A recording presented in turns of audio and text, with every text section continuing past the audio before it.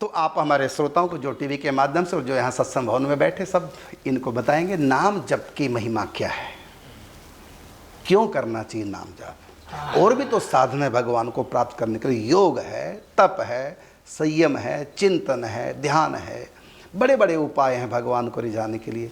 तो आपने सबसे अधिक नाम को चुना और मैं देखता हूँ जितने भी आपसे जुड़े हैं सब के हाथों में माला झोली और गले में कंठी, माथे तिलक। तो नाम जप की आप हमारे श्रोताओं को थोड़ा बताएंगे महिमा। नाम की महिमा के संबंध में आप भी खूब चर्चा करते हो, वो भी कम नहीं है राधे, और सभी महापुरुष करते हैं। यहाँ तक कि नाम की महिमा के संबंध में गोस्वामी जी ने तो कह दिया, कहाँ लग करूँ मैं नाम बढ़ाई, राम न सके नाम गुण गाए, राम नाम कर अमित प्रभावा। बड़ी भारी महिमा नाम की, बड़ी भारी महिमा किसी भी नाम को। अभी इसमें नाम के संबंध में भी लोग जो है प्रश्न करते हैं कौन से नाम की महिमा। तो वो नाम महाप्रभु जी ने कहा, नाम नामकारी बहुधा निज सर्व शक्ति। जो भी आपकी, जिस भी नाम में आपकी निष्ठा हो उसी नाम का आप जप कीजिए, तो प्रत्येक नाम में भगवान ने अपनी संपूर्ण शक्ति रख दी। क्योंकि नाम और नामी दोनों अभिन्न हैं, अभिन्न नाम नामिनो। हमारे पूज्य पंडित जी महाराज, जिस गिरिराज जी हम लोग बैठे आज, उन्हीं गिरिराज जी के मूर्तिमान स्वरूप पूज्य पंडित जी महाराज में कहा करते थे कि जब हम नाम जप करें तो ये भाव रहना चाहिए कि हम गोलोक धाम में बैठे हुए हैं, प्रभु के सानिध्य में। हाँ, प्रभु के सानिध्य में बैठे हुए हैं। किसी महापुरुष से तो मैंने ये भी सुना है कि जब साधक नाम जप करता है, राधा राधा बोलता है, तो बोले कि जितनी महिमा राधा रानी के दर्शन की है उतनी महिमा उस राधा नाम जापक की भी बन जाती उस समय। माने तद्रूप हो जाता ना वो। जिस समय राधा नाम जप कर रहा है वो राधा रानी का स्वरूप हो गया, कृष्ण नाम जप कर रहा है वो कृष्ण स्वरूप हो गया। क्योंकि वो अभिन्न, उसका एक एक रोम रोम, उसका एक एक अंग जो है नाममय हो गया, भगवानमय हो गया। तो बड़ी भारी महिमा है नाम की। नाम कलयुग में अब ये प्रश्न आया कि और साधन क्यों नहीं। बिल्कुल, साधन कलयुग में नाम ही क्यों नहीं, आप हो सके तो करो, लेकिन कलयुग में और साधन महाराज बड़ा कठिन काम है। नहीं कलिकर्म, यहाँ तक कहा गोस्वामी जी ने कि कलयुग में तो नहीं कलिकर्म न भक्ति विवेको।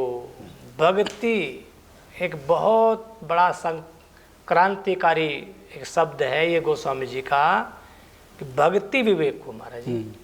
नहीं कलिकर्म ना भक्ति विवेको। माने 3 कांड है, कर्म कांड, ज्ञान कांड, भक्ति कांड। तीनों का कह दिया, कलयुग में तीनों नहीं समझ पाएंगे। तो मुझे लगता है कि जिस समय गोस्वामी जी लिख रहे होंगे नहीं कलिकर्म ना भक्ति विवेको, तो गोस्वामी जी दृष्टि वहाँ जरूर गई होगी। एक श्लोक है नारद पुराण का है, कहाँ का है वो, नास्त प्रतिज्ञावाचक श्लोक हमारा जी। नाम बोले कि नास्तैव गतिरन्यथा। हरे नाम हरे नामैव केवलम। कलयुग में केवल हरि का नाम, केवल हरि का नाम और केवल हरि का नाम।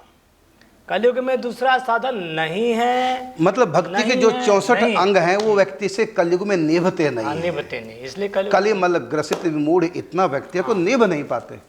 बिल्कुल ठीक। तो अन्य कर्म जो है, अब जैसे हम कुछ भी करना चाहेंगे, अब हम लोग तप कर नहीं सकते।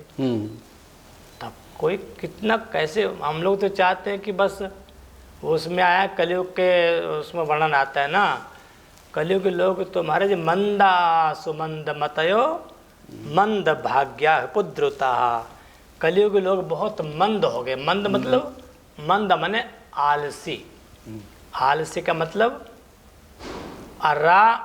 अरस, जिसको अपने साधन में रस ना आना, उसको बोलते हैं आरस। और आरस ही आलस हो गया, है ना। मैं जिसको अपने साधन में रस नहीं आता, लगन नहीं है, लगन नहीं है, रस नहीं आ रहा है, इग्नोर कर दिया, वही आलसी है, वही आलस के रूप में। और वो आलस ऐसा सोचता है कि हम चारपाई पर पड़े रहे, बेड पे पड़े रहे, टीवी दिखता रहे और भगवान में दिख जाए सामने।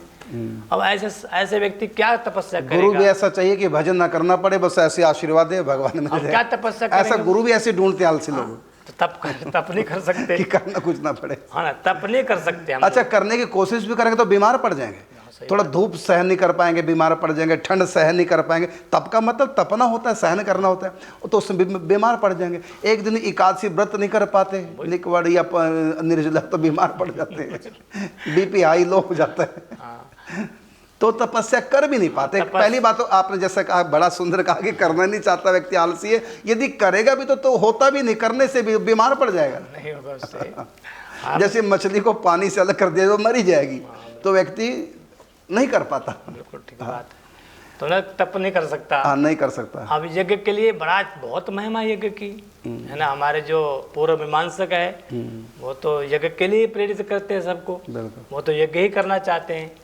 लेकिन जहाँ तक हाँ महापुरुषों की श्री मुख से सुना कि यज्ञ करने में माने अपेक्षित है द्रव्य शुद्धि, कर्म शुद्धि, मंत्र शुद्धि, द्रव्य शुद्धि। हाँ, द्रव्य शुद्धि है, और ये कलयुग में होती नहीं। बिल्कुल ठीक है। ना द्रव्य में शुद्धि है, ना भाव में शुद्धि है, मंत्र में शुद्धि नहीं महाराज। अभी हम लोग हिमाचल में थी ना, कथा थी वहाँ, और वो मंत्र उच्चारण कर रहे थे, वो गौ ब्राह्मण हताए छे, ओहो, है ना, हिताई की जगह हताई, हिताए वो है ना, हिताए और गौ ब्राह्मण हताए छे। मैंने कहा अब क्या होगा, अब कैसे होगा मामला, मैं अर्थ ही बदल गया है ना, अर्थ कितना अर्थ बदल गया ना वो।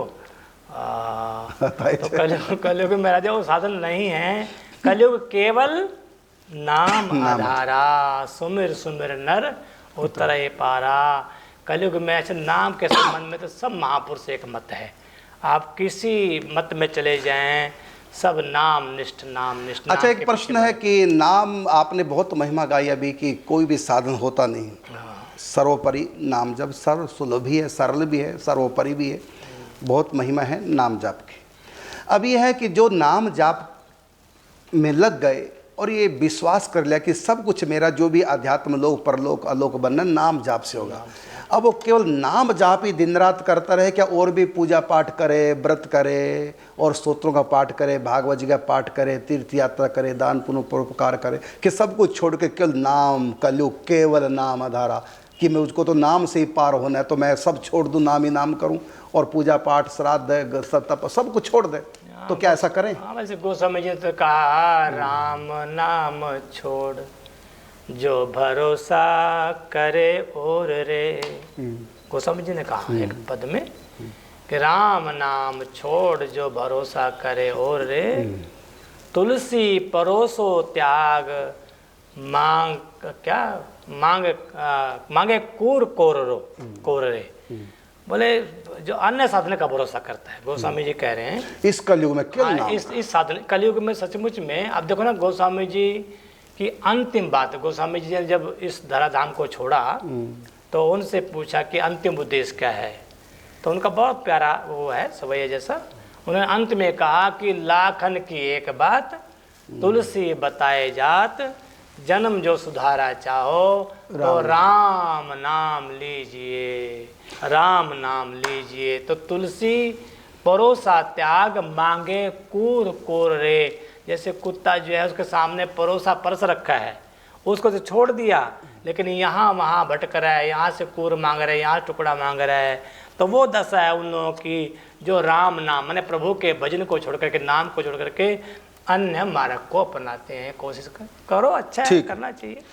तो आपने बड़ा सुंदर बताया कि सर्वोपरि जो साधन है वो है नाम जाप, और नाम जाप कर ले कहा भी ना, नाम सदृशम ज्ञानम, न नाम सदृशम ध्यानम, न नाम सदृशम तपम योगम, ये सब बताया।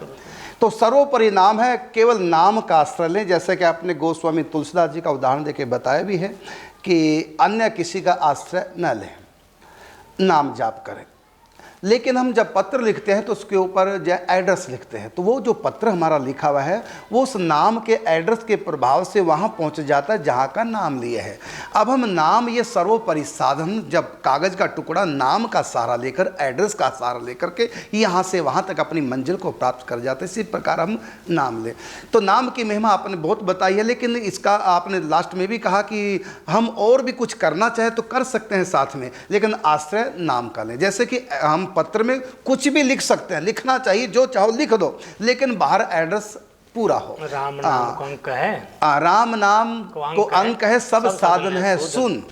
तो जो साधन है, मतलब लेटर के भीतर का मैटर वो अन्य साधन है और बाहर का एड्रेस नाम जाप हुआ है। जैसे खीर आप बनाओगे तो उसमें चावल डालते हैं, दूध डालते हैं, मेवा, पिस्ता, काजू, बादाम, न जाने क्या क्या डालते हैं, लेकिन उसमें सबसे ज़्यादा स्वाद तब आएगा जब लास्ट में उसमें डलेगा मीठा।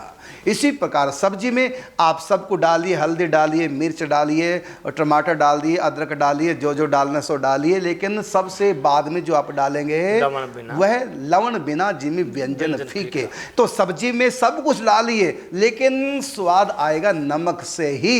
इसी प्रकार आप मिठाई में, खीर में सब कुछ डालिए, लेकिन स्वाद आएगा मीठे से ही। इसी प्रकार आप सब साधन कीजिए, लेकिन पार नहीं लगेगी। कलयुग केवल नाम आधारा, सुमिर सुमिर नर उतर ही पारा। आप सब साधन करते रहिए, लेकिन नाम जाप करते हुए। दान कीजिए नाम जाप करते हुए, पूजा कीजिए नाम जाप करते हुए, तीर्थ यात्रा कीजिए नाम जाप करते हुए, कर्म कीजिए घर गृहस्थी के नाम जाप करते हुए, एकादशी व्रत कीजिए नाम जाप करते हुए। मुख्य आधार हमारा रहे नाम जाप।